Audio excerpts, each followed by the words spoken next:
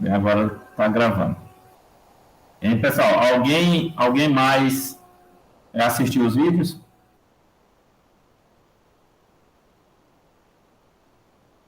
Só essa semana, né? Quando for a partir de segunda-feira. Aí o povo pega pra assistir, né? Ah, Eurides, Daí na quarta, 1 hora da manhã, o povo abre os vídeos pra você. Eurides, aumenta um pouco o teu volume, que está bem baixo. Acho que é meu aparelho aqui que tá meio com Ah, problema. tá. Melhorou, mas melhorou bem. Bem, vamos lá, pessoal. Só um minutinho.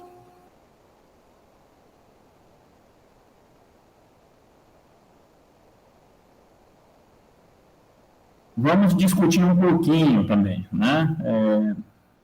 Um pouco sobre a parte de classificação. Bem pouco, como vocês não anotaram dúvida, vamos discutir um pouco, pelo menos 1 horinha aí, a gente discutir um pouco sobre esses assuntos que já foram postados para vocês, vamos dizer passados, mas postados para que vocês assistam, que vocês leiam. Uma é a parte de classificação de insetos. Eu acho que isso está muito já, vamos dizer, bem fixo na cabeça de vocês, principalmente essa parte de classificação, porque vocês viram isso lá em zoologia. Vocês viram isso em, não sei se é a parte de morfologia, a parte de sistemática, alguma coisa assim, vocês viram também parte de classificação, de plantas, no caso, né? E zoologia é classificação de uma forma geral, principalmente os animais, né? Então, vocês viram toda essa questão da classificação. Então, ainda está bem fresquinho na cabeça de vocês, já que faz pouco tempo, essa necessidade que o ser humano teve de fazer a classificação dos insetos. Dos insetos e outros organismos, né? Vamos dizer assim. A gente trabalha com insetos, mas o que a gente estuda está relacionado a outras áreas também, como plantas daninhas, doenças. Então, estão todos relacionados, né? Então, a gente já viu, com certeza vocês viram, essa necessidade que foi do homem fazer a classificação, unir esses indivíduos em grupos, né? Se não tivesse sido feito isso, o que afetaria, vamos dizer assim, se você não tivesse esses indivíduos agrupados, classificados? Qual seria o problema disso?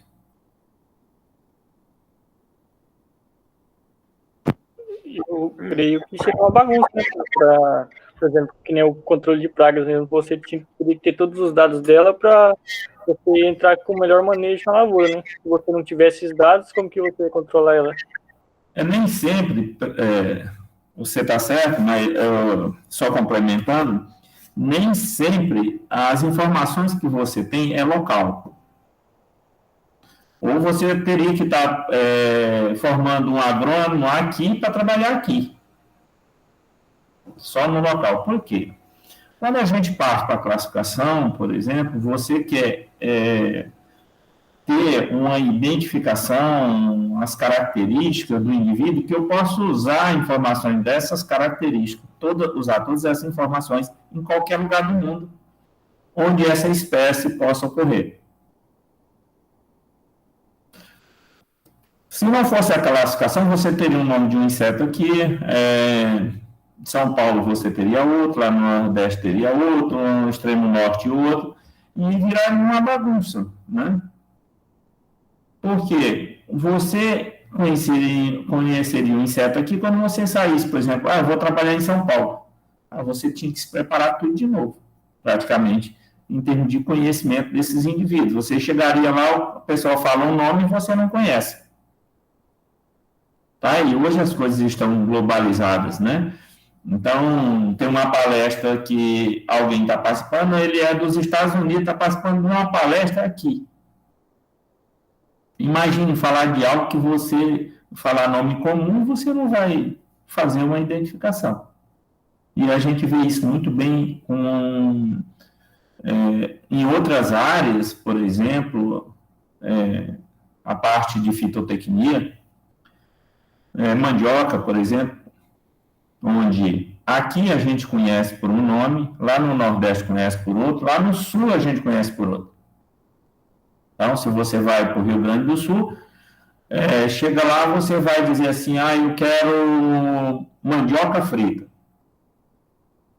Você acha que eles vão entender o que você está falando? Pode entender, porque hoje as comunicações estão bem intensas, bem interativas, né? Mas antigamente, se alguém fosse para lá, não ia entender o que é. Eu quero comer mandioca frita. Lá é aipim. Aí, se você vai lá no Nordeste e pede mandioca frita, o cara vai perguntar se você está doido. Por quê? Mandioca lá é a mandioca brava, que a gente chama, que é mandioca com alta concentração de ácido cianídrico, que serve só para fazer farinha, tapioca, né, a fécula, né? Mas não fazer, por exemplo, tucupi, no caso do Pará, mas lá no Nordeste é só para farinha e fécula. E aqui a gente conhece como mandioca. Mandioca brava, mandioca mansa. Lá no Nordeste é a mandioca e a macaxeira. Aqui a gente usa para fritar é macaxeira. Aqui usa para fazer farinha é mandioca. E aqui é macaxeira no Nordeste, aqui é mandioca mansa. E aqui a gente usa para fazer farinha, é mandioca brava. Então, você imagina essa bagunça, né? Então, por isso, a necessidade de classificação. Só para vocês terem uma ideia, pessoal, essa classificação ela já começou a ser proposta até mesmo antes de Cristo, na Grécia Antiga. Ouviu falar de um cara chamado Aristóteles? Ouviram falar? Sim. Pois é. Antes de Cristo, não vou dizer, ele era um tudo, né? Um filósofo, estudava a parte de medicina, estudava a parte agrícola, que envolvia a parte de insetos. Então, é um cara que estudava de tudo um pouco. Claro que não tem as informações que tem hoje, né? Mas era um cara que buscava informações sobre tudo. E ele já se preocupava nessa questão de agrupamento de indivíduo através de algumas características de hábito, outras informações. Justamente por essa dificuldade, para tornar isso mais generalizado, essa informação.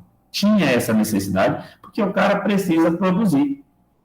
Precisando produzir, você tem que entender quais são os males que causam essas culturas.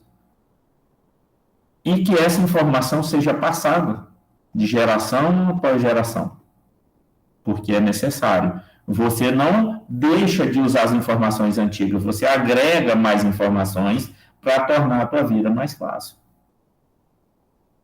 Então, nunca devemos esquecer o nosso passado. Tem gente que fala assim, eu só penso no futuro, o passado já foi. Não, passado é a base, é a raiz. A árvore não vai crescer se não tiver raiz.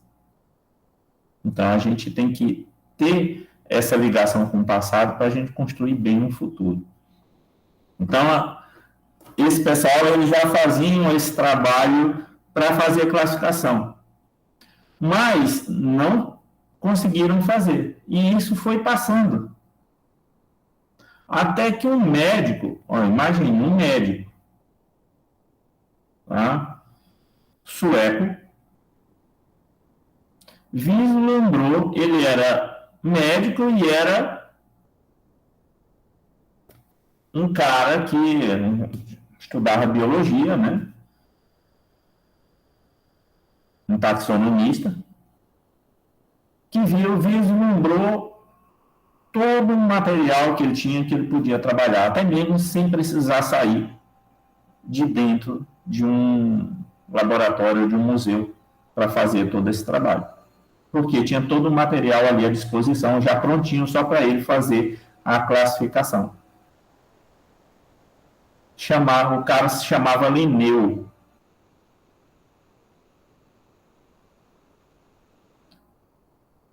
Então, você imagina, né? Se você for estudar plantas, parcomorfologia sistemática, a parte de insetos, não sei se a parte de doenças também, fungos, essas coisas, pode ser que sim.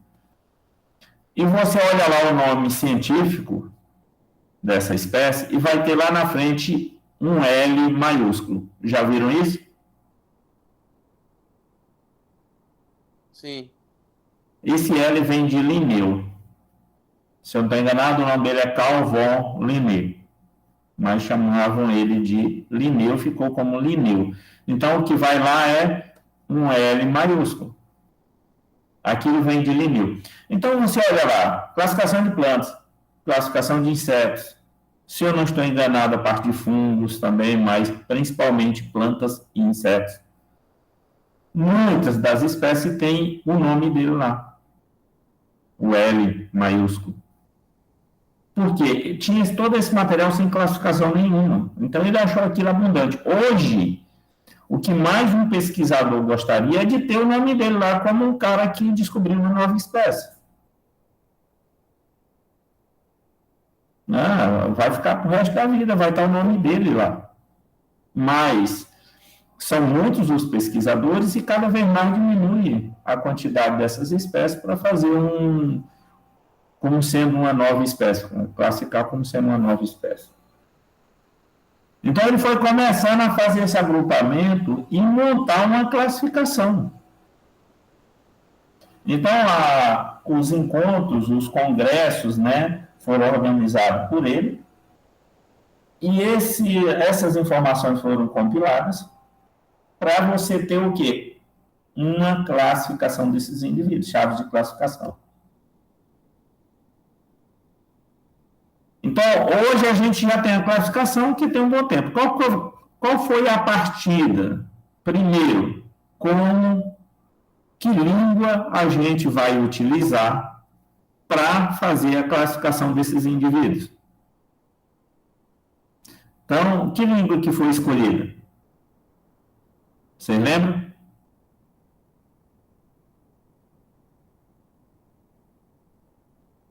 Pessoal, quando vocês vão escrever nome de espécie, vocês escrevem em quê? Latim, senhor. Isso, você escreve em itálico, mas a língua é o latim. Por que usar o latim?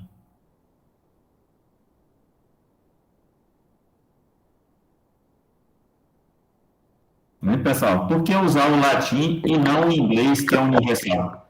Se eu não me engano, o latim, eu acho que ele não muda muito, eu acho. Não muda porque é uma língua morta, né? É uma língua morta, então ela não sofre a influência da mudança dos tempos. Na mudança dos tempos, por exemplo, o que ele via lá no início é o que vê agora. Por exemplo, nossa língua portuguesa está o tempo todo sendo incorporado novos verbetes, né? Muitas, às vezes, frases bem populares terminam sendo adicionadas ao nosso vocabulário.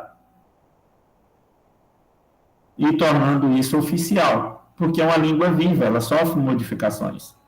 E não seria interessante. Então, foi usado o latim. Então, isso ficou definido. E o segundo passo foi agrupar esses indivíduos. Como a gente vai agrupar? Aí veio toda aquela classificação, né? Os reinos.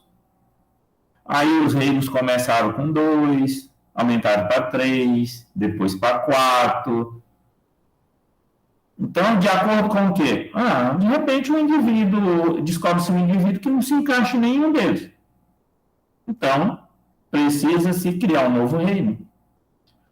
Por exemplo, os que a gente tem hoje, e nós estamos inseridos lá no reino animal, a gente tem um organismo, um inseto, chamado de pulgão. Vocês conhecem? Vi na aula, senhor. Não conhece ainda? Eu vi na aula só por não. Tá. Nem nas plantinhas da mãe de vocês em casa, atacando cítricos, atacando rosa do deserto, atacando algumas espécies, tanto frutíferas quanto floríferas. Eu posso ter visto, mas não reconheci, não. Mas beleza, a gente vai ver isso aí, vai estar frisando para vocês, tanto aqui na entomologia geral, como entomologia agrícola e outras disciplinas que a gente vem a trabalhar. Claro que nem todos comigo, mas vocês verão com outros professores, se as aulas voltarem a ser presenciais no próximo semestre, claro, mas outros professores também vão trabalhar. Você vê isso dentro da fruticultura, a olericultura, qualquer disciplina que vocês trabalharem, onde você vejam plantas, a não ser plantas daninhas, que a ênfase não é preservar plantas daninhas, sim controlar, mas se você pegar fitotecnia, por exemplo, não importa qual seja a cultura, vocês vão ter que ver alguma coisa a respeito de pulgão, mosca branca, cochonilhas e outros insetos, né? Então, a gente vai familiarizar porque é uma praga que ataca tudo. Por que eu estou falando do pulgão? Pesquisadores, vocês podem procurar isso depois na internet, descobriram uma espécie de pulgão que faz fotossíntese. O que vocês imaginam disso? Eu ouvi, não sei qual matéria que eu vi a respeito disso. Vixe, você está dando uma interferência aí. Acho que deve ser alguma entrada de áudio, alguma coisa assim. Então, com certeza alguém já comentou alguma coisa. Mas se vocês quiserem se aprofundar mais, vocês podem dar uma procurada na internet. Pulgão que faz fotossíntese. Vocês vão descobrir alguma coisa. Então, na verdade, o que acontece? Ele não sobrevive só da fotossíntese.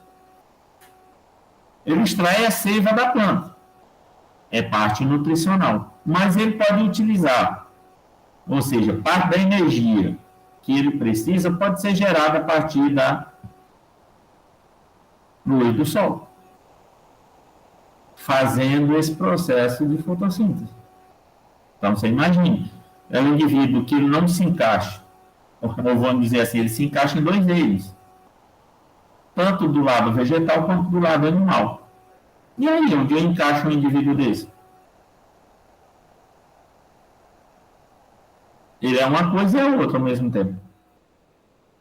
Claro, é uma única espécie, mas já existe a necessidade, depois de muita comprovação, trabalhos científicos, essas coisas, para você fazer a criação de um novo reino. Então, a gente vai trabalhar, vai discutir sobre esses indivíduos, até mostrar o processo evolutivo dele. Então, são indivíduos que são extremamente evoluídos para se adaptar às fontes de alimento. Mas beleza, vamos lá. Então, a gente tem toda a classificação. Lá no reino, temos os filos, temos as classes, temos as ordens. Isso sem falar das variantes lá de subordem, né? Subclasse, família, subfamília, espécie, subespécie. Então, tem toda uma variação. Mas tem todos esses grupos, eles vão se afunilando até chegar em subespécie. Espécie, subespécie. Então, para a gente, o que vai ser mais importante?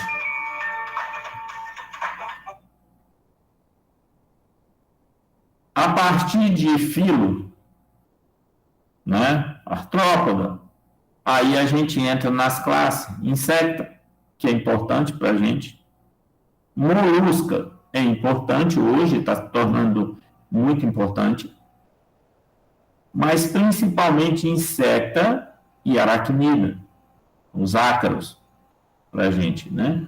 Em termos de pragas, nós temos as aranhas como predadores também, que são aracnídeos.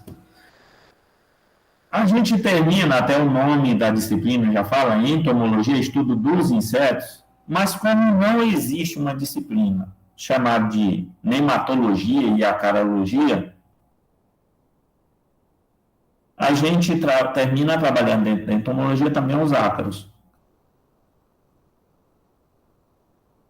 Tá? Mas a gente tem eles em toda essa classificação. Então, quando a gente separa esse indivíduo, tem características que a gente leva em consideração para agrupar esses indivíduos. E aí, vocês estudar lá na zoologia, vocês viram falar de uma tal de chave dicotômica, chave de classificação.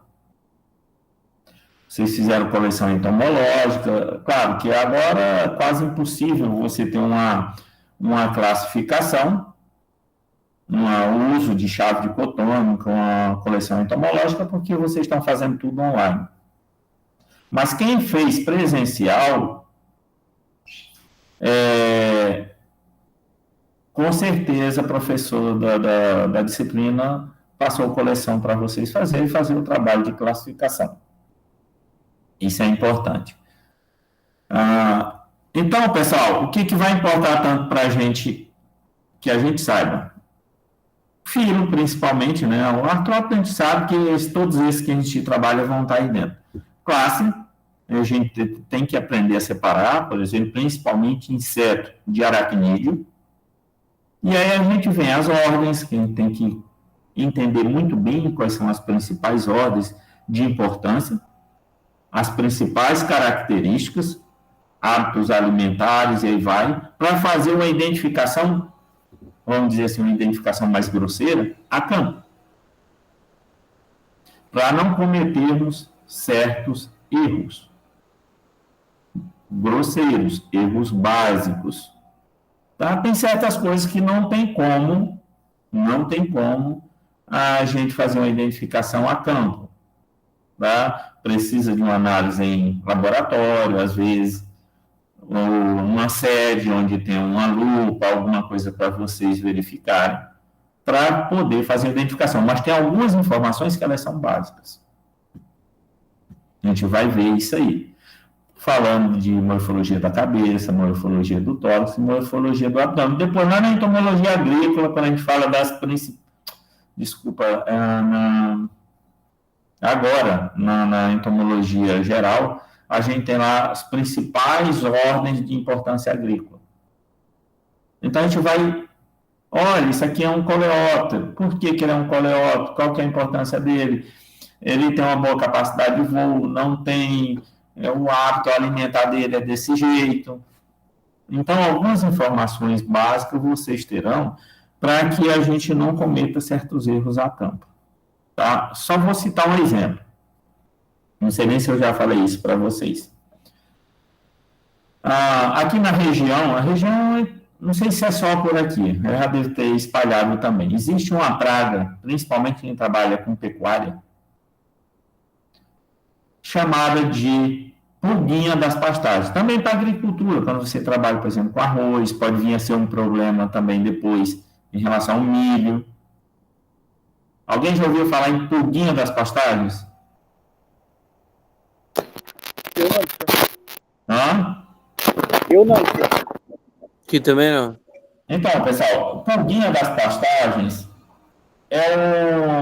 ele é um inseto muito pequeno, bem pequenininho. E esse inseto, o nome fala pulga. Então, quando a gente pensa em pulga, a gente pensa no inseto que tem uma boa capacidade de quê? Saltar. De saltar, de pular. A gente já imagina isso. Beleza. Uma pulga, ela se alimenta de que forma? Sugando ou mastigando você? Sugando. Sugando. Significa que é um inseto sugador. Beleza. E aí, às vezes o profissional vai lá e analisa dessa forma. Uma pulga, a pulga suga, então ele é inseto sugador. Então, o que ele vai fazer na planta? Sugar e injetar toxina. E mata a planta. mas não é isso. Aí, quando a gente vê uma entrevista em uma mídia, ou um material escrito, um artigo, alguma coisa assim, a pessoa falando que a planta morre por causa do problema de toxina injetado pela pulga. Aí o professor quer, se já morreu, revira no túmulo. E se não morreu, ele fica imaginando, será que foi meu aluno que falou isso, ex-aluno? Por quê, pessoal?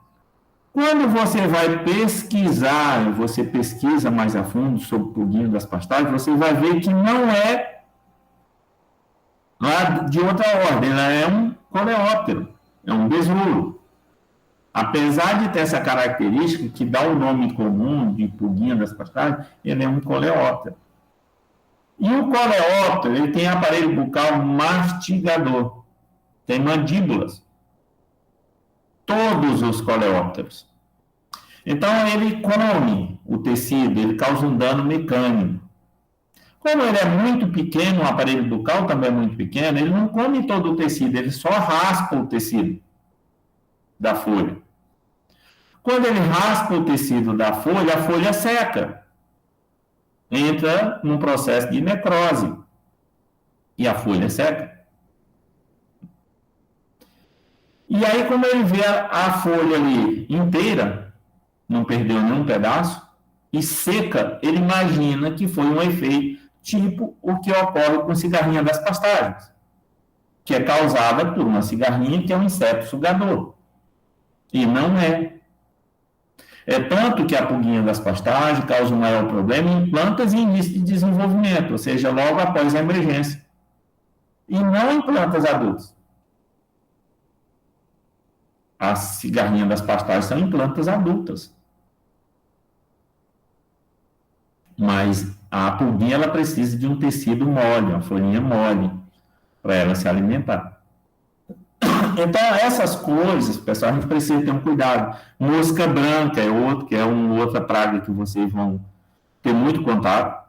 É a mesma coisa, mosca branca. Mosca é um díptero. E no caso da mosca branca, ela não é mosca, ela não é um díptero. Ela é um hemíptero, da mesma ordem de percevejo, cochonilha, pulgão, cigarra. São insetos sugadores, mas que têm 2 pares de asas. Certo? Enquanto são o que a gente chama de tetrápteros. E no caso da mosca, é um díptero, que tem 1 par de asa. Então, o nome comum é mosca, mas ela não é mosca. Então, a gente não pode ir muito pelo nome comum, a gente tem que procurar qual que é a ordem desse indivíduo, porque senão a gente pode cometer erro. Por isso que a gente está discutindo isso. São conhecimentos básicos que a gente tem que carregar para a gente não cometer um erro grosseiro a campo. Tá? Então, só continuando. Essa classificação aí você tem ordem, a gente tem que entender muito bem, ordem a gente tem que dar ênfase, família, qual que é, a que família pertence, às vezes uma característica só caracteriza a família, por exemplo, Curculionidae é uma família, só que a característica que caracteriza essa família é que ele tem uma cabeça bem longa, tem um bico, como se fosse um bico, uma tromba. Aí você tem bicudo algodoeiro, tem rincóforos palmaros, que ataca as palmáceas. Nós temos broca de bananeira, de vários tamanhos. Nós temos inseto minúsculo, que ataca grãos armazenados, até o rincóforos palmaros, que mede aí uns seus, acho que acima de 40 milímetros. Então, mas pertence à mesma família devido a essa característica do prolongamento da cabeça.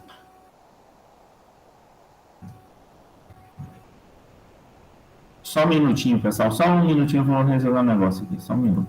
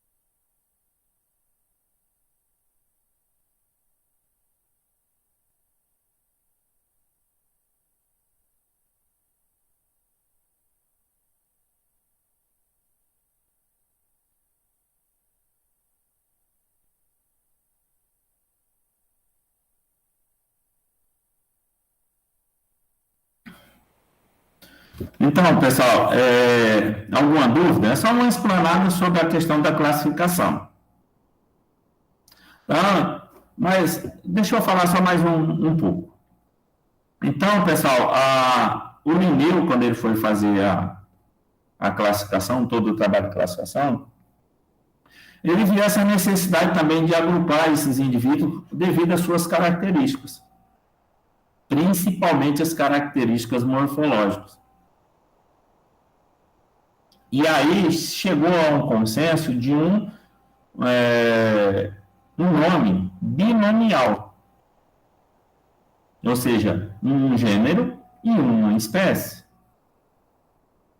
Então, você tem características de indivíduos para colocar eles dentro de um gênero. E a principal característica para os indivíduos pertencerem à espécie é que eles são férteis quando se cruzam. Quando cruza espécie diferente, dificilmente você vai ter um indivíduo fértil.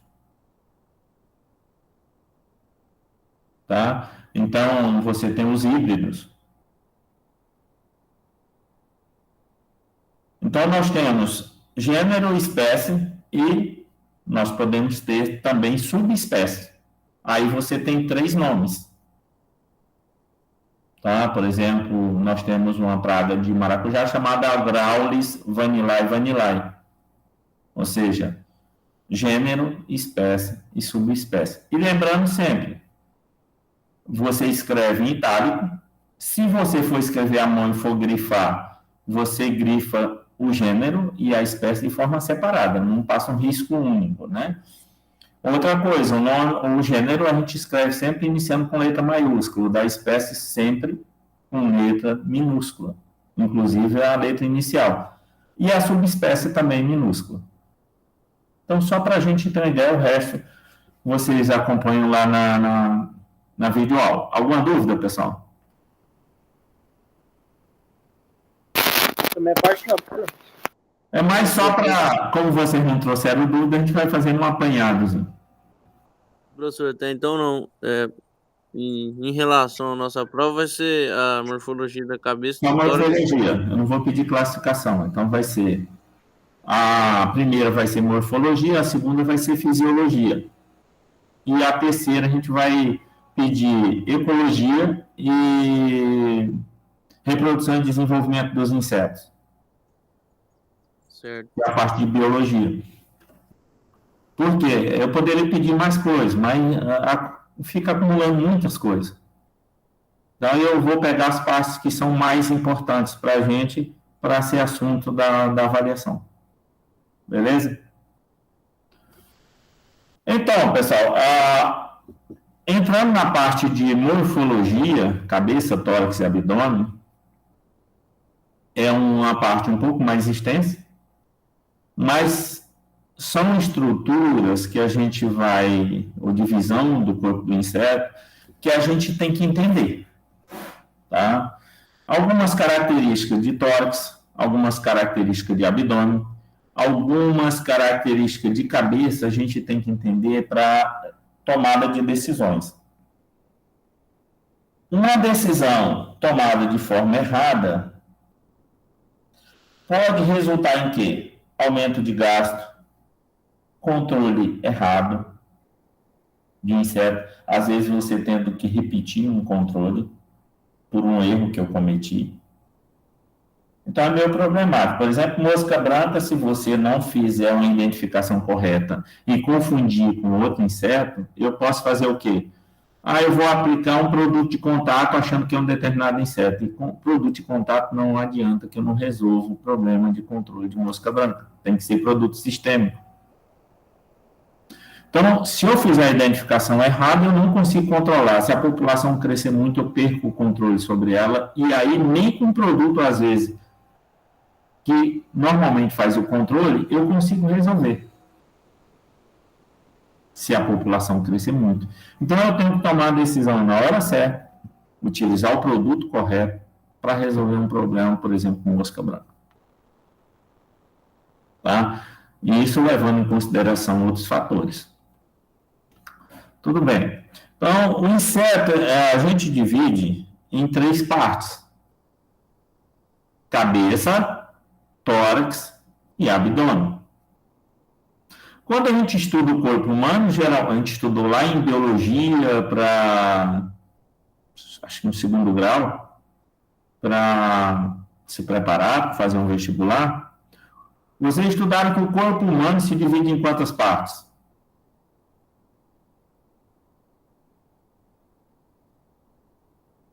Hein, pessoal? Vocês lembram?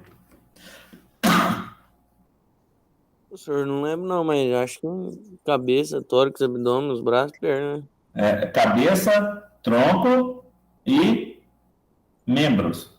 Lembra? Certo. Cabeça, tronco e membros. São 3 partes.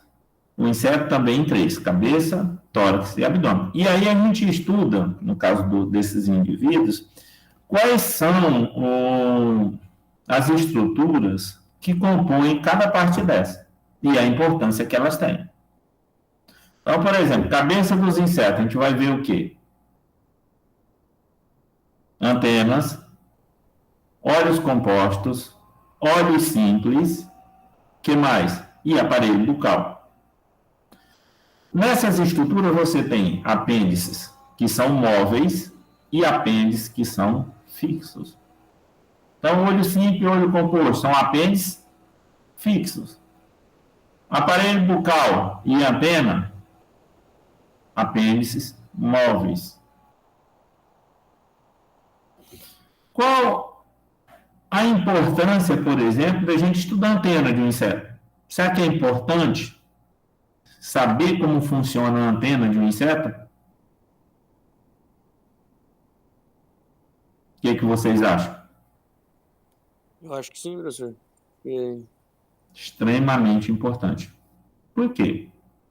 Porque é onde ele detecta o movimento, o calor, essas coisas, né, professor? Isso mesmo. Então vamos dizer assim, a antena do inseto, além do indivíduo ter o aparelho bucal, ter outras estruturas que eles possam identificar, a antena ela tem sensores capazes de substituir, em parte, não digo no todo, todos os órgãos, né? As estruturas ali, os aparelhos como audição, paladar, o tato, audição, tudo, gustação. Então, esses sensores são capazes de fazer tudo isso, sentir vibração, a qualidade do alimento, a localização, a visão, porque ele consegue se direcionar, por exemplo, formiga cortadeira, ela se localiza, como ela tem uma visão muito baixa, através dos olhos compostos, ela consegue se localizar por uma trilha de feromônio, e também essa trilha de feromônio, ela é detectada, porque não é uma substância visível, mas ela é detectada com os sensores que estão nas antenas. Isso é importante. Aí você pode dizer assim, professor, mas o que isso vai importar a campo quando eu vou fazer um controle de um inseto? Isso é importante?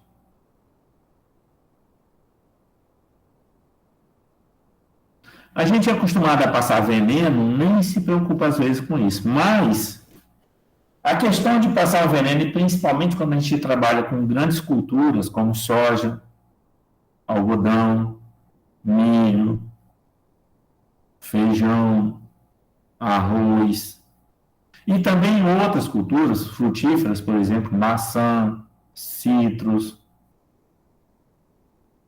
Isso é importante porque controle nessas culturas, na maioria das culturas, né, que a gente trabalha, existe o que? Um planejamento. Esse planejamento a gente pode dar o nome também de manejo, né? Manejo. Manejo integrado, no nosso caso, de pragas. MIP. Beleza, mas o que isso tem a ver? Uma das etapas mais importantes de um manejo se chama amostragem ou monitoramento. eu tenho que fazer um monitoramento dessas pragas, eu tenho que contar, saber o momento certo de entrar com o controle. Mas o que isso tem a ver com a antena do inseto? Porque, além de um método visual de contagem de insetos e monitoramento, eu posso utilizar também armadilhas contendo uma substância chamada de feromônio. Já ouviram falar, né? Feromônio? Sim. Quem não ouviu falar, vamos dizer assim, que seja parecido com perfume.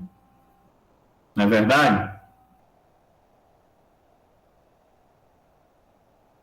Quando vocês vão numa festa, vocês escolhem aquele melhor perfume. Para quê? Só para ficar mais cheiroso? Pra atrair, né? Não, não é só para ficar mais cheiroso, mas também uma forma de atração, mesmo que não seja, vamos dizer, algo tão intencional. Mas você quer atrair. De preferência o sexo oposto, né? Que acontece com os insetos. Então, a fêmea libera o feromônio, aí no nosso caso, tanto a mulher quanto o homem passam um perfume também com o intuito de atração. Já a fêmea do inseto, ela libera esse feromônio quando ela vai entrar num período de acasalamento. Período não, momento de acasalamento, porque acasala uma única vez, no caso da maioria dos insetos. Naquele momento, e aí pronto, acabou. E o feromônio, feromônio sintetizado, ele fica liberando ali feromônio por uns 30 dias, aí você coloca numa armadilha e você que vai capturando esses insetos e vai quantificando para saber o momento de entrar com a medida de controle. Isso é muito comum no algodão, por exemplo. Monitoramento de custo do algodoeiro. Tudo através de feromônio. E esse feromônio ele é detectado pelos sensores presentes nas antenas. No caso do feromônio sexual, é detectado pela antena do macho. Claro que existem outros feromônios, feromônio de trilha, feromônio de alarme, feromônio de agregação e outros, que às vezes ambos os indivíduos liberam e ambos os indivíduos detectam. Ambos os sexos, né? Mas quando é o feromônio sexual, ele é mais o que é mais utilizado, porque é mais apelativo, né, para atração. Então, é o que a gente utiliza para fazer o monitoramento e até mesmo o controle de insetos.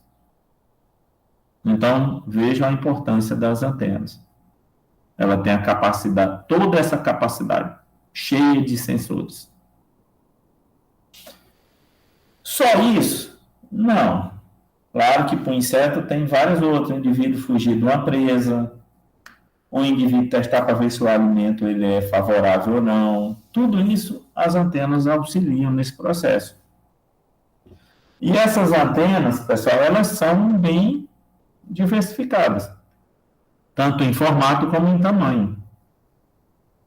Tá? Então, elas têm vários formatos. Mas a função vai ser sempre a mesma, não importa o tamanho. Você tem inseto que a antena dá volta no corpo. Você, quando vai montar, tem que enrolar. Em alguns coleópteros. Já tem inseto que a antena é bem pequenininha. Uma mosca, por exemplo, é muito pequena. Só que a função vai ser sempre a mesma. Tá? Isso as antenas. Mas o inseto tem o que a gente chama de olho composto. Por que composto? Porque funciona como se fosse uma tela de um notebook, de um computador, uma tela de televisão. Essa tela, a imagem, para formar a imagem, tem uma estrutura chamada de quê? Você lembra ou não? Pixel, né? Acho que é pixel, Pixel. coisa assim. Pixel. O que vai determinar essa qualidade? É a quantidade de pixel por uma determinada área. Quanto mais pixel eu tenho numa determinada área, melhor a qualidade da imagem. Assim a gente vê muito bem a questão de câmeras. Tantos megapixels, quanto mais megapixels, claro que não é só isso. Nós temos qualidade de obturador, outras coisas que vão ajudar nesse processo. Mas, quanto mais megapixel, melhor é a qualidade. Na televisão, a mesma coisa.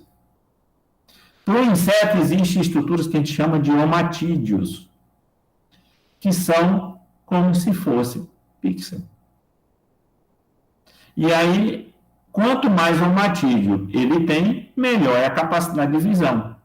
Então, o inseto que ele tem uma boa capacidade de visão, por exemplo, uma libélula, vocês já viram que uns 80% da cabeça de uma libélula é olho. Então, tem uma quantidade muito grande de omatídeo. É um indivíduo com excelente capacidade de voo, porque ele é um indivíduo predador, ele precisa localizar a presa. Já uma formiga cortadeira, por exemplo, uma saúva, elas ficam a maior parte do tempo no solo, dentro do solo.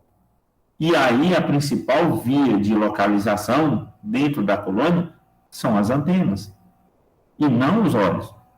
Então, é um indivíduo com uma quantidade muito menor de omatídeos. Então, você vai ter a maior parte da cabeça da formiga com outras estruturas, e não com olhos compostos. Então, esses olhos, eles caracterizam principalmente o ambiente onde o indivíduo vive.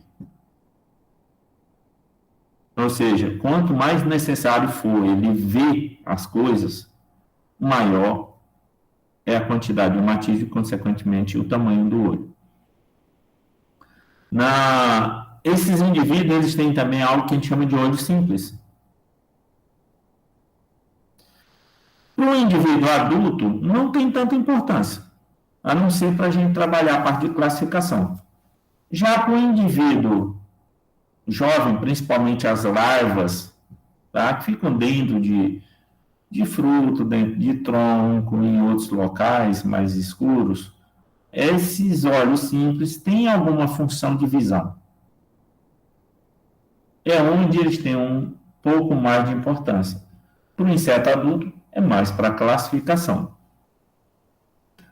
Eles são chamados de ocelos, tá? Esses olhos simples, ocelos. Outra estrutura que tem na cabeça é o que a gente chama de aparelho bucal. Esse é extremamente importante e eu tenho que entender. Então, o inseto, pessoal, existiu lá o inseto primitivo, ainda tem, né, esses insetos que são mais primitivos, e ao longo do tempo esses indivíduos foram sofrendo mudanças através de mutações, adaptações ao alimento e ao meio onde vive, para ter um acesso mais fácil a uma fonte de alimento e até uma forma de sobrevivência. Então, eles foram sofrendo modificações. Então, existem insetos que têm aparelho bucal que a gente chama de mastigador. Para ele ter um aparelho bucal mastigador, todas as peças do aparelho bucal, elas são funcionais. Mandíbulas, maxilas, labro,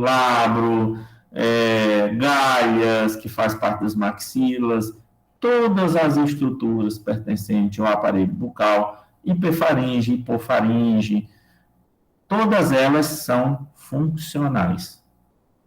Principalmente as duas mandíbulas, que elas fazem isso aqui, ó, para cortar o alimento, como se fosse uma tesoura. Cortar, causar um dano mecânico. Então, são indivíduos que têm que ter uma mandíbula forte. Quem que já botou um dedo num cupinzeiro, quebrou um cupinzeiro e colocou o dedo lá dentro?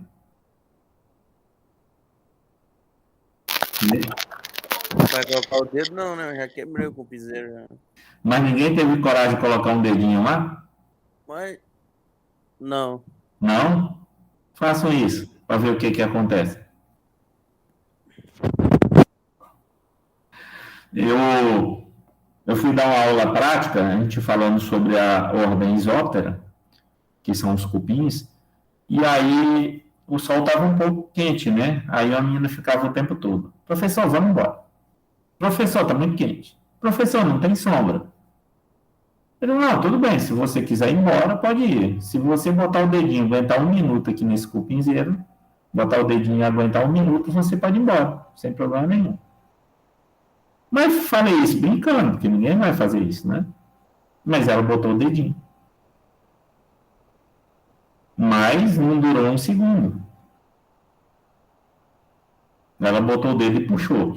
Por quê? Porque quando você coloca o dedo ali, num determinado local, existe o que? A segurança do cupinzeiro, que são os soldados. E o soldado, ele tem uma mandíbula muito forte. E quando ele pega, ele corta. O tecido da nossa pele corta.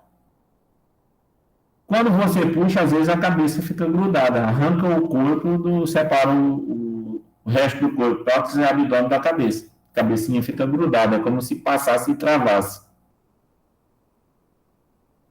Não, aí, claro que ela perdeu a possibilidade de sair da aula, e ela assistiu até o final da aula, mas cortou, sangrou no local, né? Então, esses indivíduos têm que ter uma mandíbula forte, são indivíduos mastigadores. E por eles serem mastigadores, você identifica muito o ataque de pragas devido aos sintomas deixados por esses indivíduos. Por quê? Você vai olhar um dano mecânico na planta, come parte da folha, corta o caule, faz galerias dentro de troncos, perfura grãos armazenados. Todos eles são indivíduos mastigadores. Eles têm mandíbulas funcionais. Professor, Oi. mudando um pouco de assunto aí, você falou dos cupins. Em relação aos cupins, quando ele tem asa, é porque ele é de determinada função ou é determinado período reprodutivo que ele tem asa, alguns? Isso.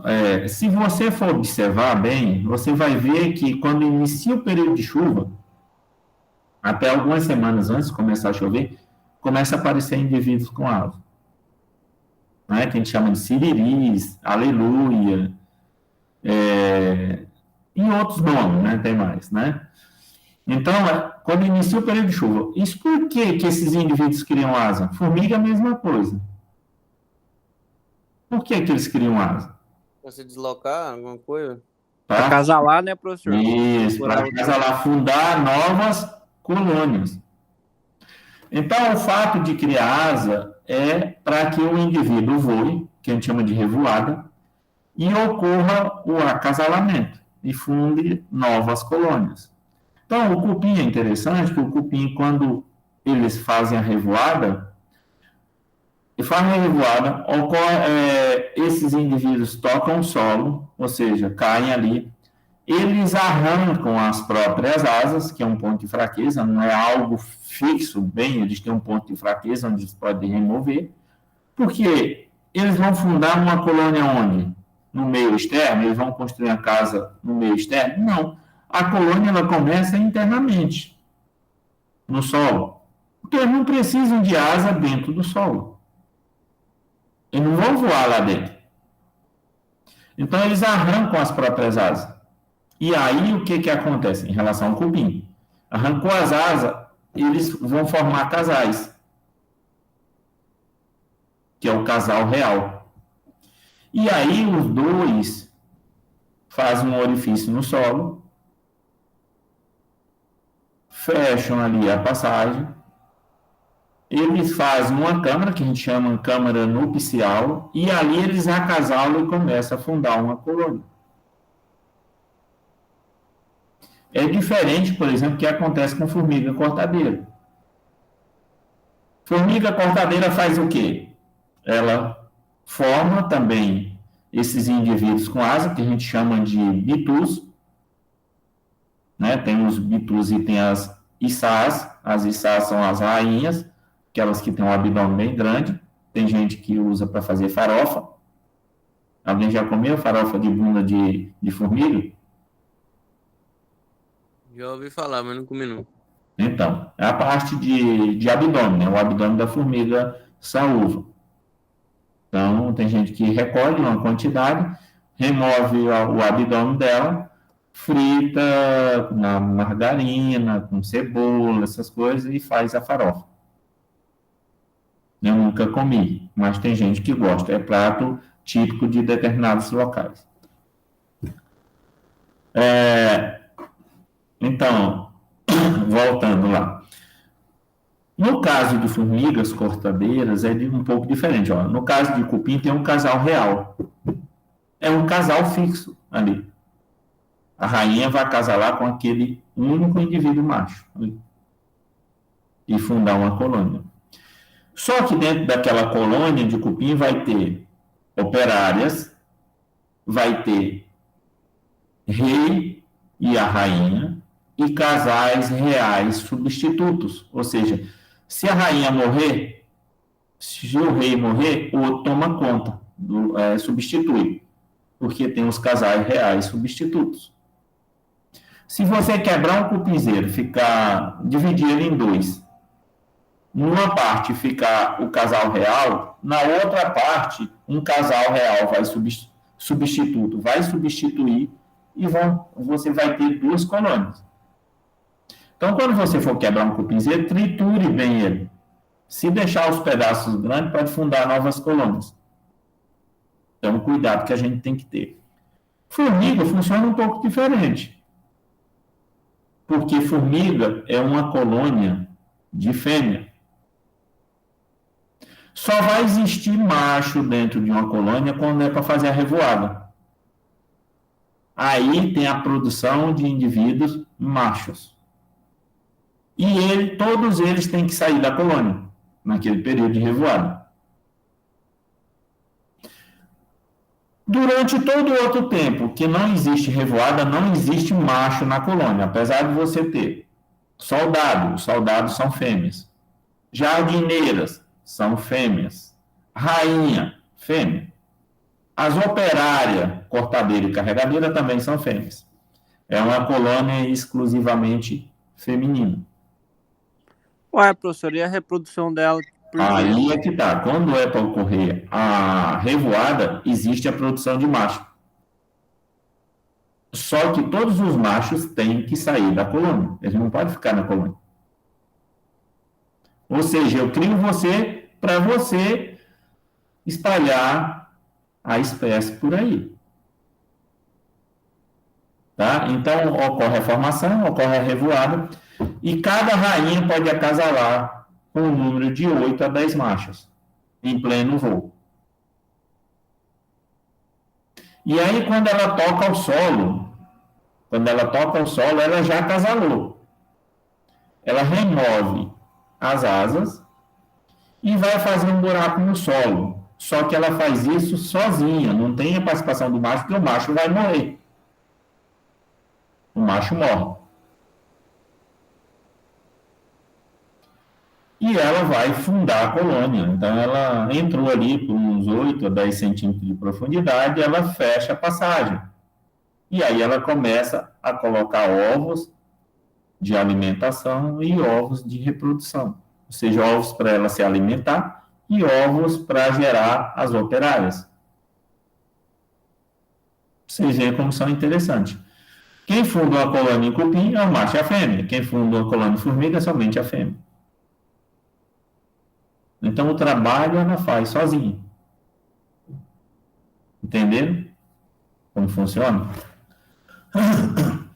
Mas vamos voltar à parte de morfologia. Depois, mais para frente, quando a gente for falar das ordens, a gente comenta mais sobre essa questão de cupins e formigas. Bem, então a gente tem que entender, tem esses indivíduos que têm mandíbulas, que são os insetos mastigadores, mandíbulas bem funcionais, que vão se alimentar removendo parte do tecido, ou seja, causando dano mecânico na planta. Existem aqueles indivíduos que se alimentam de forma diferente, que a gente chama de indivíduos sugadores. Aí nós temos o picador-sugador, tipo de aparelho bucal. Aí nós temos percevejo, cochonilha, pulgão, mosca branca, cigarra. Nós temos pernilongo, né, esses borrachudos, esses outros que têm esse tipo de hábito alimentar. Ou seja, uma boa parte do aparelho bucal ela sofreu mudança, atrofiou. E algumas estruturas se modificaram. Então, nós temos, por exemplo, o percevejo, ele tem uma estrutura, parece uma bainha, que a gente chama de rostro. Ali dentro daquela bainha, aquele estojo, tem outras estruturas, como as maxilas, mandíbulas, todas elas modificadas em outras estruturas capazes de sugar a seiva da planta. Então, ela carrega dentro desse estojo. É como se fosse uma bainha para manter aquilo limpo, livre de micro-organismos. Então, estruturas se modificaram para cortar o tecido, fazer uma incisão. Outra estrutura se modificou para ser tipo um canudo, para ela chegar até o floema e sugar a seiva. Então, sofreram modificações ao longo do tempo, ou seja, um processo evolutivo. Então, o inseto que mastiga a folha ainda é considerado um inseto mais primitivo.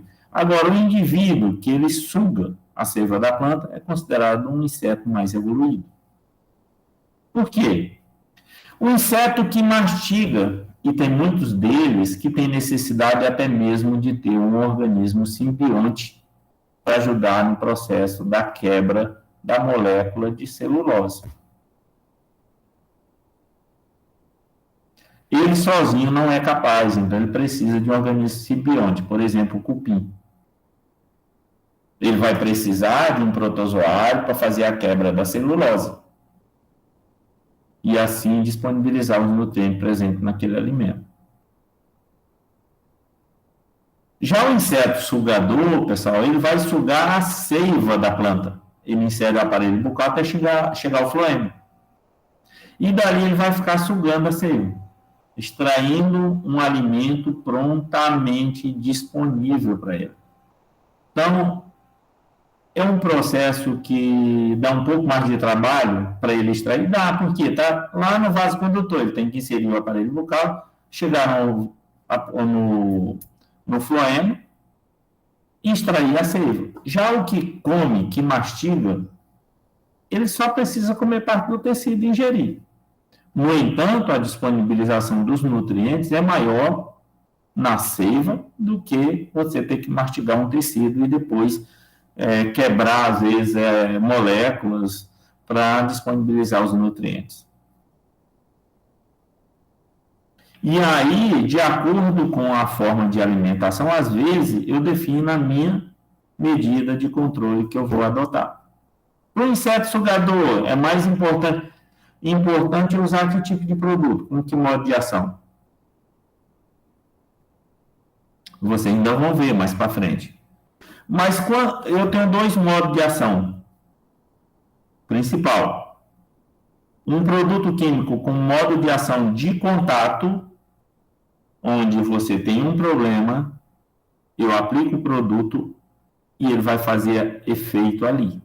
Então, por exemplo, eu vou aplicar um produto de contato, um piretroide, por exemplo. Eu tenho que molhar toda a planta, porque é um produto que ele vai fazer esse efeito só onde ele cai. Então, eu tenho que molhar bem a planta, para ter um efeito globalizado ali. Já um produto sistêmico, não. Produto sistêmico eu aplico na metade da planta, mas ele vai fazer efeito na planta como um todo. Por quê? Ele é absorvido e é translocado pelo sistema vascular da planta, mais precisamente lá o floema. E aí, se o inseto sugador está inserindo o aparelho bucal e está tirando a seiva direto do floema, ele vai ingerir o quê? Vai ingerir princípio ativo também. E aí meu controle passa a ser bem mais eficaz. Isso não significa que o inseto que se alimenta mastigando a folha, se eu aplicar um produto de contato, não vai fazer efeito. Vai, ele vai ingerir a folha e, claro, vai ter resíduo ali. Qual é a diferença? Um produto de contato ele tem um período residual mais curto. Um produto sistêmico tem um período residual mais longo. Por quê? Uma vez ele absorvido, os efeitos que terão sobre a molécula serão os efeitos do quê? De defesa da planta. Um encapsulamento, uma fagocitose, outras formas da planta fazer a quebra dessa molécula ou esse corpo estranho que está ali dentro. Já o produto de contato, você tem o quê? Ação de chuva, ação da radiação solar, que é a fotodegradação. Isso diminui a vida útil desse vida útil, que a gente chama de resíduo, dessa molécula, desse princípio ativo, sobre a planta.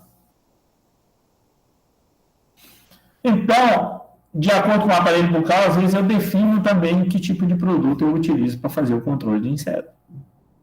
Só isso? Não, eu levo às vezes em consideração outros fatores também. Tá? Mas depois a gente vai falar sobre isso. Só aparelho bucal mastigador e sugador? Sim. Só que o aparelho sugador, você tem também outras variações. Nós temos também o lambedor, é o aparelho bucal mastigador, sugador e lambedor. Lambedor, por exemplo, que indivíduo é lambedor? As lepidópteras, professor, a borboleta, eu acho. No caso, ela é uma... São 4, né? Desculpa. Picador, sugador maxilar, mas é um sugador também, que aí, no caso, são os lepidópteros, que as estruturas se atrofiaram e só duas, né, as duas maxilas se modificaram para formar tipo um canudo. Aí eu chamo de sugador maxilar. Eu uso o quê? Para extrair o néctar da planta. Isso o indivíduo adulto, mas se eu for analisar o indivíduo jovem, ele se alimenta como? O mastigador? Mastigador. Então, fase adulto, o indivíduo é sugador, fase jovem é mastigador. Então, ele tem característica dos dois tipos de indivíduo. Indivíduo jovem, aparelho bucal mastigador, indivíduo adulto, sugador maxilar. Não suga a seiva da planta, só néctar. Então, quando eu vou controlar, geralmente o meu alvo é o indivíduo jovem. No entanto, se eu controlar o indivíduo adulto, eu reduzo a população do indivíduo jovem também. E tem os indivíduos lá, a abelha, por exemplo, né? Ela tem tipo uma língua para lamber o néctar, para extrair o néctar da flor. Não é uma maxila, como os lepidópteros, mas sim uma estrutura semelhante a uma língua, que são estruturas modificadas, pois se chama lambedor, né? E aí faz essa extração. Mas a gente vai ver, se for falar de ordem, a gente dá um pouco mais de ênfase sobre isso. Vamos passar, porque senão não dá tempo, né? Então, os aparelhos bucais, eu tenho que dar bastante atenção, vocês podem pegar isso aí, olhar os vídeos, até ver vídeo também na internet, para dar uma boa ênfase nessa questão do tipo de aparelho bucal e a importância que eles têm. Quando a gente passa, pessoal, para a região do tórax, a gente vai estudar basicamente dois tipos de estrutura, que são o quê? Os apêndices locomotores, que são importantes para a locomoção do inseto. Quais são esses apêndices locomotores? Asa e perna, senhor. Asas e pernas. Então, isso é importante. Para que serve para a gente? Para a gente fazer o quê? Ter uma noção de como que é a dispersão desses indivíduos, tanto na área, como entre estados, entre países, você saber qual a capacidade de dispersão desses indivíduos. Isso é importante. Então, vamos começar, por exemplo, com as pernas desses indivíduos. Existem indivíduos que a gente chama de indivíduos que têm quantas pernas? O senhor fala par ou Pode ser o par, pode ser o número de pernas. 3 par? 3 pares de perna. E isso separa eles de que outro grupo de indivíduos? Lá em classe, os aracnídeos. Então, aracnídeo tem quantos pares de pernas? 4. Inseto tem 3. Isso é a principal separação entre eles. No entanto, às vezes, no primeiro insta, às vezes, em primeiro e segundo insta, o ácaro tem 3 pares de perna. Depois, desenvolve mais um. Mas os insetos sempre 3 pares de perna. Eles são chamados de tetrápteros. Isso em indivíduos adultos. Na fase jovem, pode ser que o indivíduo não tenha perna. Laiva, por exemplo.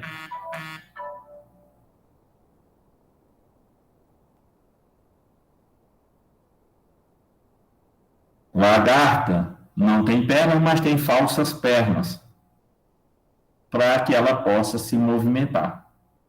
Então, os insetos sempre têm 3 pares de pernas. E as pernas desses insetos, elas podem ser modificadas de acordo com a adaptação ao meio. Por exemplo, alguém já ouviu falar em rola-bosta? Já, professor. Eu vou citar 3 tipos de pernas só, mas aí depois tem uma variação muito grande. Então, se pegar, por exemplo, o rola-bosta, ele tem o primeiro par de perna preparado para cavar o solo. Por quê? Porque ele cava o solo e coloca aqueles bolos fecais, fazem uma bolinha, enterram lá, colocam os ovos dele naquelas bolinhas de fezes e tampa a passagem de volta.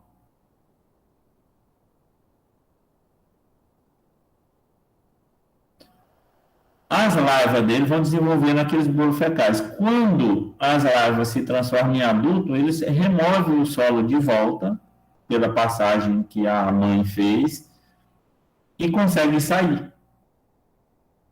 E aí eu estava assistindo um documentário, um tempo desse, não lembro se na Discovery ou era na History, que a pessoa que estava fazendo o comentário das cenas falou o seguinte, né? Passando um rola-bosta, carregando bolos fecais, passando por um monte de obstáculos, até ter um espaço entre 2 rochas em que ele colocou o bolo fecal ali, cobriu tudo.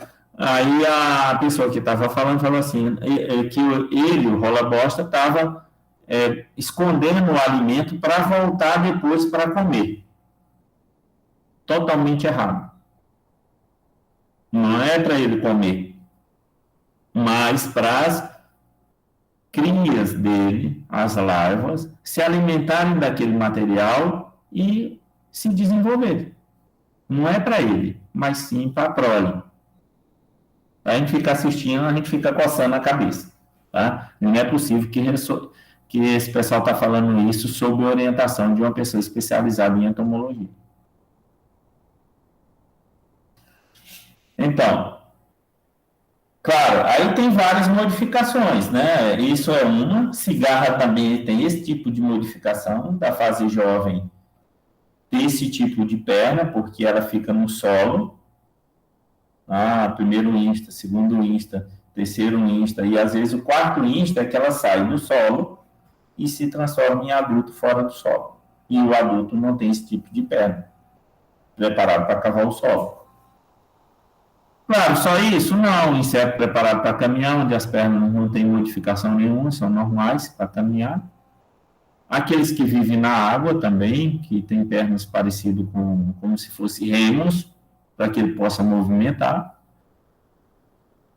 Outros que são preparados para prender a presa. Um louva-a-Deus, por exemplo, ele tem umas pernas cheias de espinho, tanto a tíbia quanto o fêmur, preparado com fileiras de espinho, que quando ele prende a presa jamais sai dali. Porque ele enfia três fileiras de espinho, uma cruzando com a outra. Então, uma vez que ele enfiou o espinho ali, vira prisioneiro, vira alimento na hora. Porque, além de estar dentro de uma cadeia, ainda está fincado por espinhos.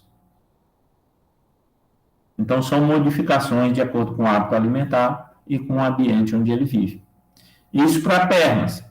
Em relação às asas, os insetos, eles têm, como é a classificação, fica melhor, dos indivíduos quanto ao número de asas.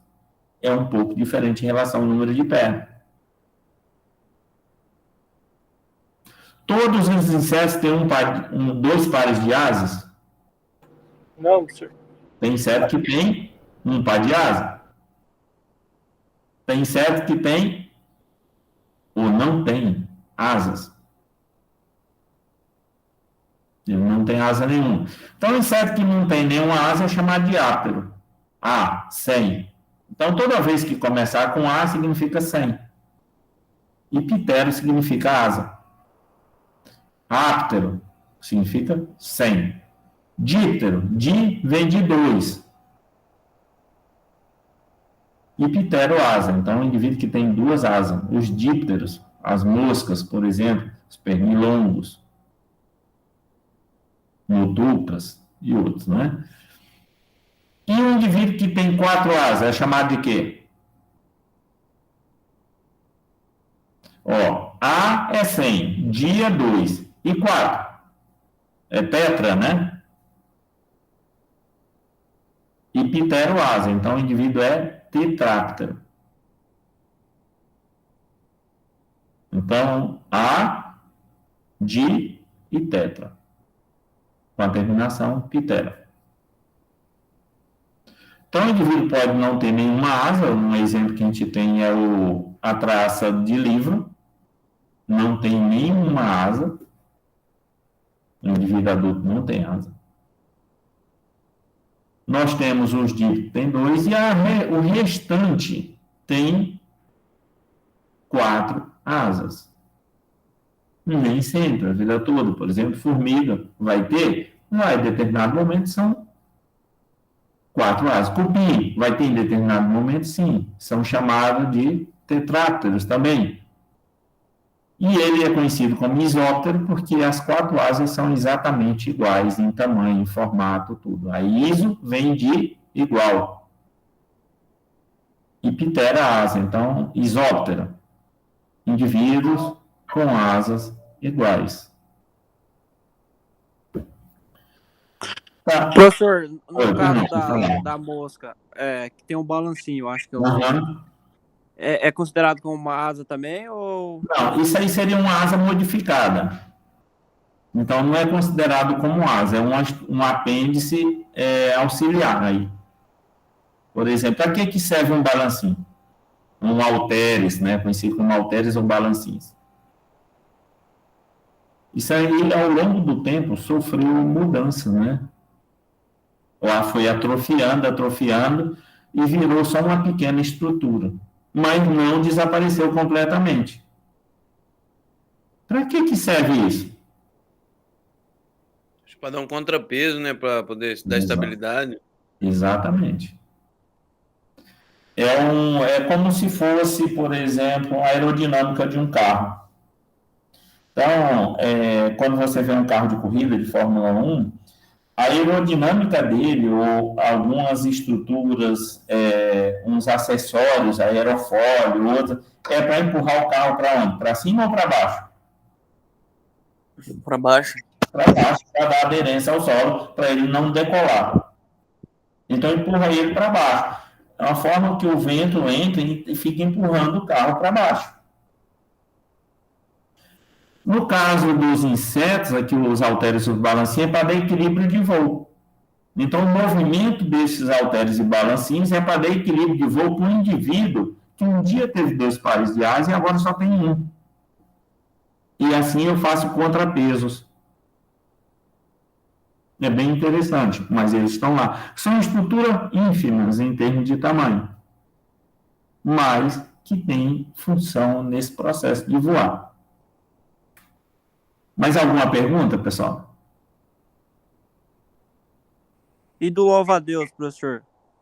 No caso das...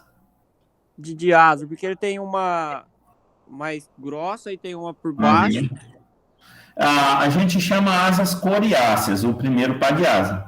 São uma asa que ela é flexível, mas ela é uma asa já um pouco mais dura, vamos dizer assim, intermediário entre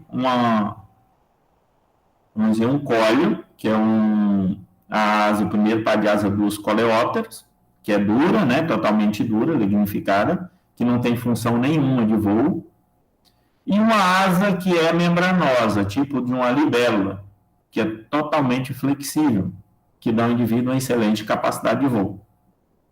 Então, ele está nesse meio termo. Entendeu? A gente chama de área coriácea, ou pergaminosa, que vem de pergaminho. Tá? Esse indivíduo ele tem uma certa capacidade de voo, não é excelente quanto a asa membranosa, mas que ainda tem uma boa capacidade de voo. Tá? Ajuda no processo de voo. Primeiro par de asa de um besouro não ajuda em nada. Só é proteção. Só que funciona é o segundo. No caso do louva-a-Deus, não. Ele tem uma certa capacidade de voo porque tem uma asa que ainda é flexível, apesar de ser um pouco mais dura que uma asa membranosa. Não sei se eu respondi para você. Entendi, professor. Entendi. Tá? Então, vamos lá. Então, como você já se antecipou, os indivíduos eles têm alguns tipos de asas, né? Diferente.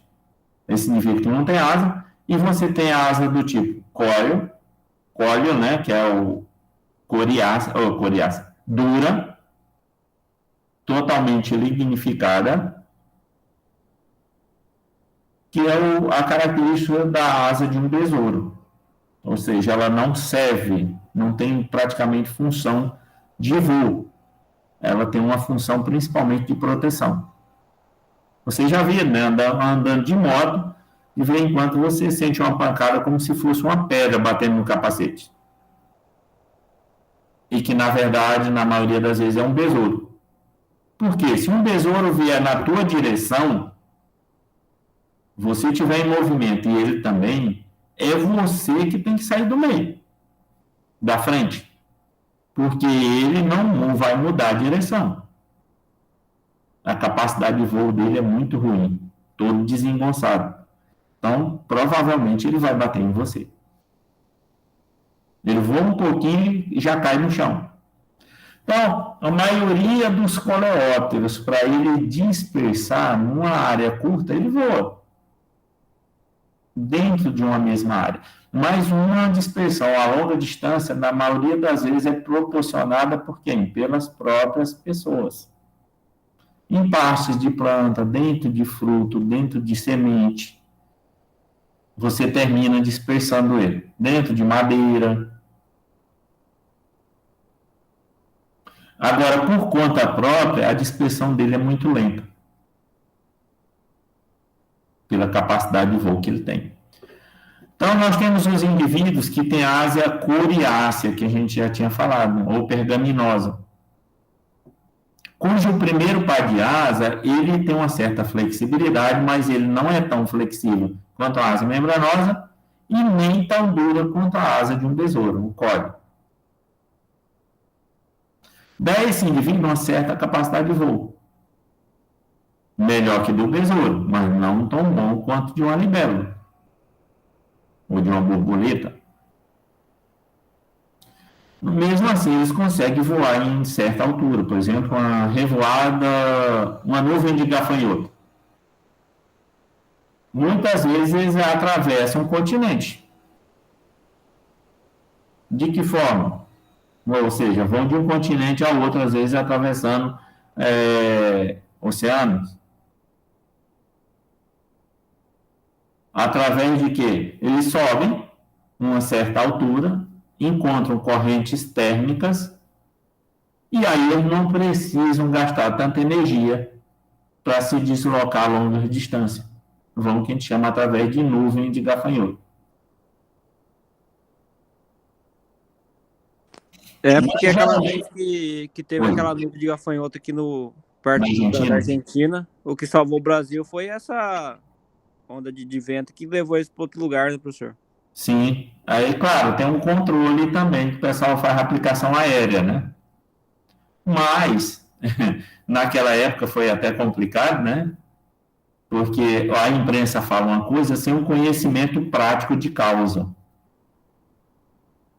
Então, simplesmente o pessoal chega e fala assim, eu vi muito isso na imprensa e eu comentar com minha esposa, quanta besteira esse povo está falando. Que o pessoal já está, vamos dizer, elogiando ao extremo a Argentina, porque a Argentina estava resolvendo o problema. Porque não sei o que, exaltando o governo argentino. Eu digo, gente, se essa nuvem de gafanhoto tiver que vir para cá, devido às condições climáticas, que envolve a parte, por exemplo, de vento também, direção de vento, ela vai chegar. Porque a Argentina estava resolvendo o problema de tal forma, eu digo, se não passar veneno, e tiver mudança da direção de vento, ele vai chegar. Porque o pessoal está acompanhando, está resolvendo as coisas de forma natural, quer dizer, o pessoal elogia um país lá de fora e não ressalta o que acontece aqui. Tá? Se a gente puder lascar o país aqui, a gente lasca e fica elogiando o outro lá de fora que faz tudo errado. Beleza, é o que você comentou. Mudou a direção do vento, ajudou, porque ele termina indo para outra direção. E, claro, teve as pulverizações aéreas, que, apesar do pessoal a mídia fazer todo um elogio, dizendo que o pessoal estava resolvendo de forma mais natural e que não sei o quê, o veneno foi o que resolveu. Eu não sou adepto do veneno, sou adepto do uso correto de venenos, de produtos biológicos, o que possa resolver e que possa remunerar o produtor. Porque senão ele não sobrevive e a gente, consequentemente, né? Então, na questão do gafanhoto, ele pode subir a uma determinada altura, pegar uma corrente térmica e onde o vento me levar, né? Como diz a música. Então, termina indo para outros países, passa continentes e aí vai, né? De um continente para o outro. Mais pergunta, pessoal?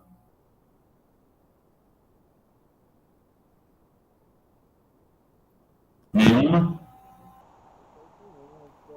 Tranquilo, professor. Então, aí você tem a asa que a gente chama de asa hemiélitro. Já ouviu falar isso? Já, professor. Vai lá, percevejo. Ele tem parte da asa membranosa, ou a extremidade da asa, e a parte basal é tipo tegma, que a gente chama, né, que a asa é flexível, pergaminosa. Então, ela nem é um pouco coriácea ou tegma, e ela não é totalmente membranosa. Então, ela tem característica dos dois tipos de asa. São os PCVs. Então, tem essa característica. Tem a capacidade de voo? Tem. Mas essa parte membranosa não vai influenciar em muita coisa também, não. Então, são indivíduos que têm um tipo de voo semelhante, um percevejo de um gafanhoto, de uma esperança. Não vai mudar muita coisa. Até é o seguinte, termina um gafanhoto, até pelo tamanho dele, tem uma capacidade de voo um pouco melhor, porque o segundo par de asa dele é totalmente flexível, é membranosa, até dar uma melhor capacidade de voo.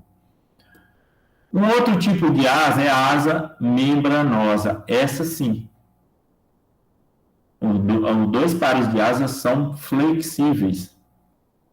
Então, são indivíduos com excelente capacidade de voo. Aí você tem indivíduos migrando pela própria capacidade de voo que ele tem. Então, pode migrar entre países, atravessando o oceano, atravessando montanhas, cordilheiras, por exemplo. Há uma mariposa ou uma borboleta que ocorre lá nos Estados Unidos, pode chegar aqui no Brasil. No Canadá, pode chegar aqui no Brasil. Atravessando a Cordilheira dos Andes, por exemplo. Então, dá ao indivíduo essa capacidade de voo.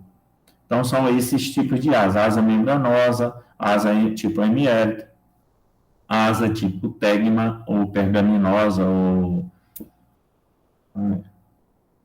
esqueci agora o outro nome que dá para ela. E a asa tipo cólio, ou asa dura. Só isso, pessoal. Em relação aos tipos de asa, sim. Qual a importância que elas têm? Distribuição desses indivíduos, distribuição geográfica deles, capacidade de voo. Então, quando você vai analisar, por exemplo, uma praga quarentenária, ou seja, uma praga que ocorre em outro país, mas não ocorre aqui ainda, você analisa de que forma? É uma das características. Qual é a capacidade de dispersão desses indivíduos? Então, se é um indivíduo que tem as duas asas membranosas, você já avalia que é um indivíduo que tem uma boa capacidade de voo e que existe a possibilidade de migração própria, sem necessidade do ser humano estar ajudando. Se chegou, por exemplo, lá não vou botar nem na Argentina, mas vamos botar um outro país que não faz fronteira com o Brasil, Chile, por exemplo. Se chegar no Chile, pode chegar no Brasil através da capacidade de voo que esse indivíduo tem. Ah, está lá no Chile, tá, ele pode chegar aqui, eu tenho que me preparar para que no momento em que ele chegar, eu ter medidas de controle. Agora, se é um indivíduo tipo um besouro, eu tenho que encontrar quais os meios que ele pode ser disseminado e impor barreiras para isso. Barreiras para que ele não chegue. Ah, é pela importação de frutas. Qual tipo de fruta que essa praga pode vir? Então, eu ponho barreiras fitossanitárias para que essas frutas sejam bem vigiadas ou analisadas para que essa praga não chegue. Então, tudo isso eu avalio a capacidade de voo de um inseto, de migração dele também. Beleza. Outra parte, pessoal, do corpo do inseto é o abdômen. Aí o abdômen já tem poucas estruturas que são tão importantes quanto essas outras partes. Então, no abdômen do inseto, morfologicamente, você vai ver o quê? Que o corpo do inseto ele é dividido em parte superior e parte inferior. São duas placas.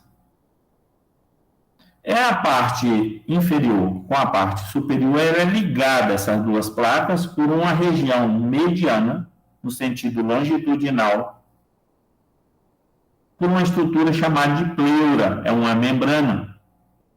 Pleura, ela é flexível.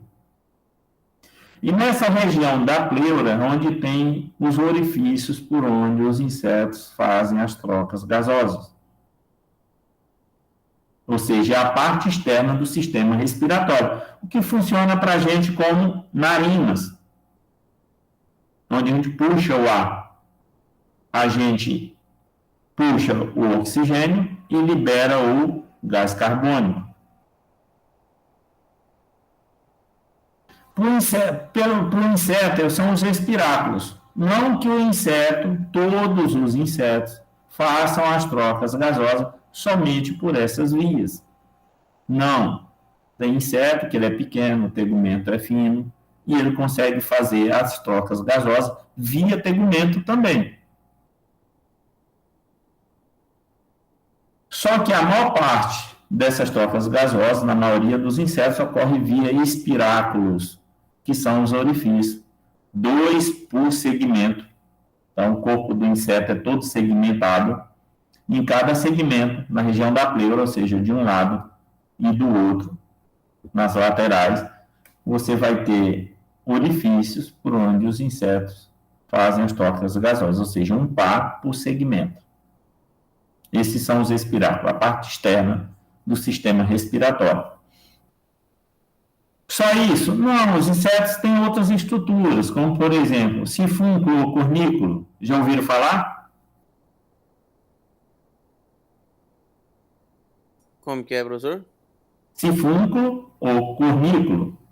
Não ouvi falar. O que você chama de corno? Boi. Um boi. Você vai descornar ou cornear, né? Quem fala, né? Um animal. Você vai fazer o quê?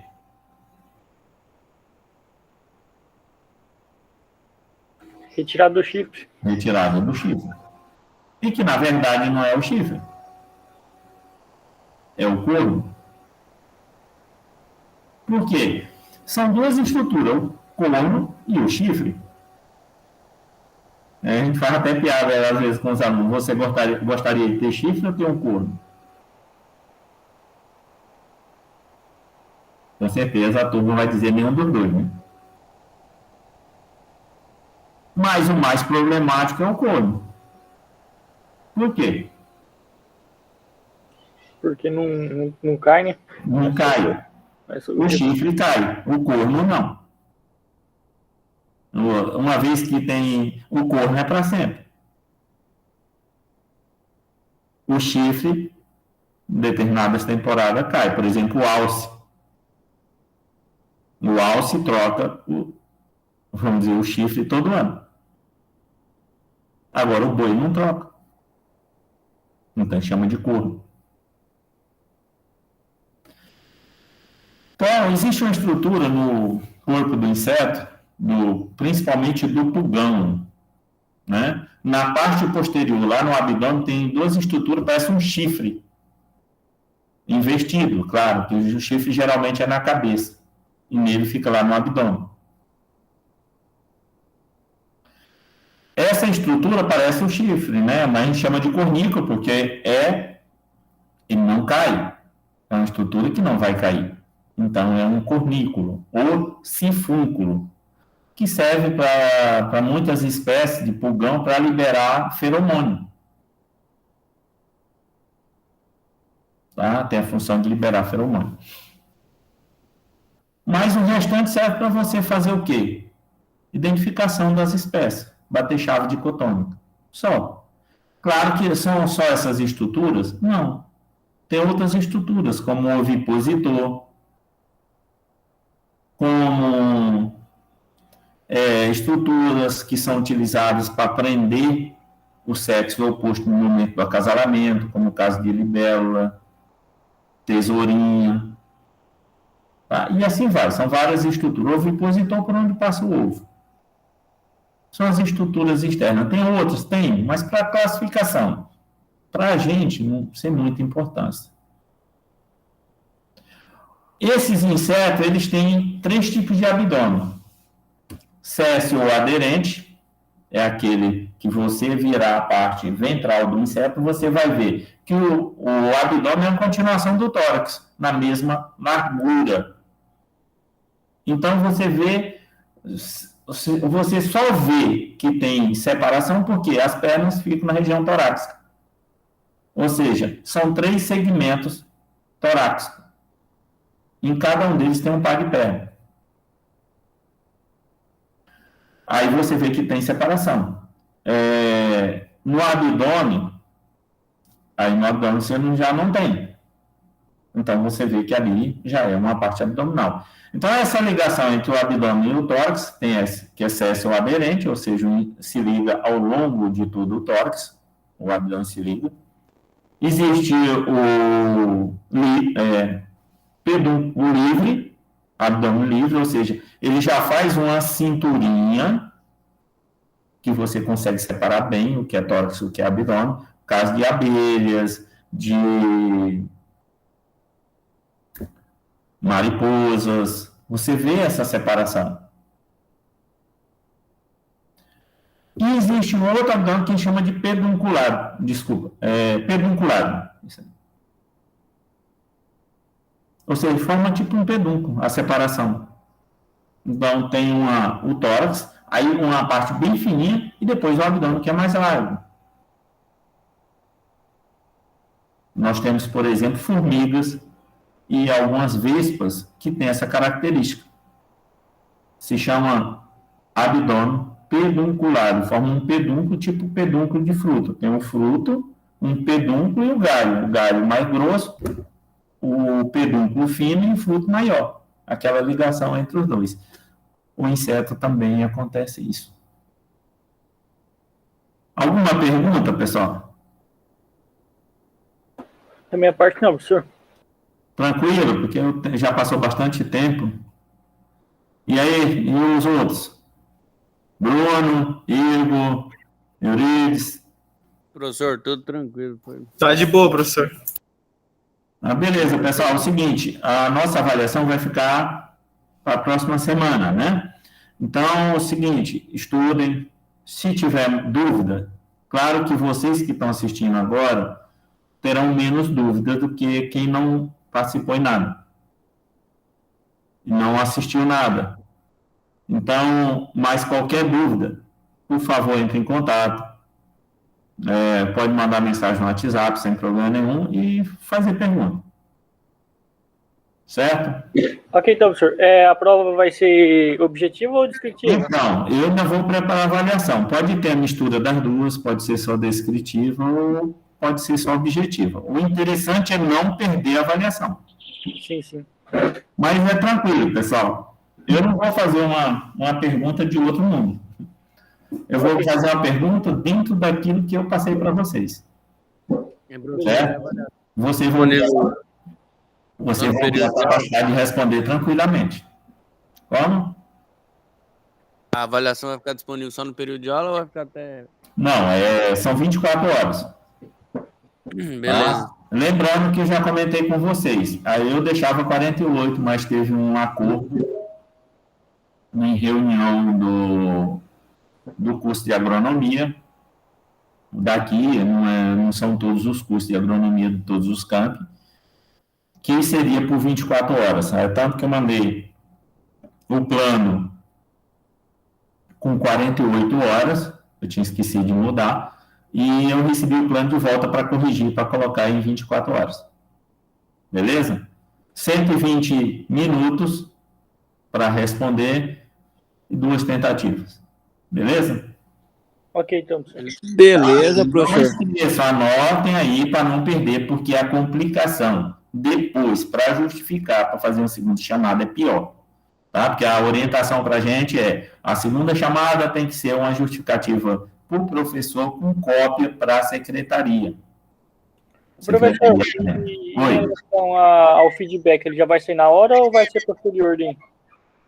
Olha, eu vou ver certinho. Eu acho que, na verdade, que tem aquele feedback por questão, né?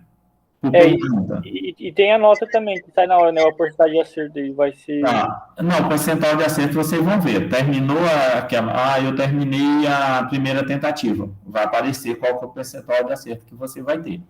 Sim, ok, então. Beleza? Beleza.